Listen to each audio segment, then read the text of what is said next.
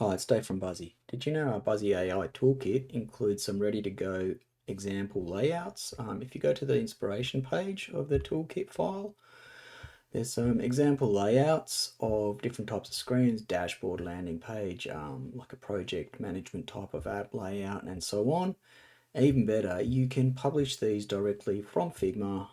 So go to this page, open the Buzzy plugin and just publish this as an app. And when you do, you can see these as working layouts in a browser. You get a landing page like this from where you can link to the different layouts.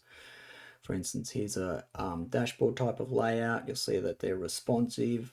You can use these to reverse engineer your own examples. Landing page, there's the table-based layout. Again, these are responsive.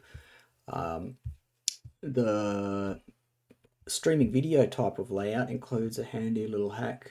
If you notice the navigation, it shows you how to do responsive layouts or hide and show UI elements without using media queries, but it works in the browser or an app interface, for instance.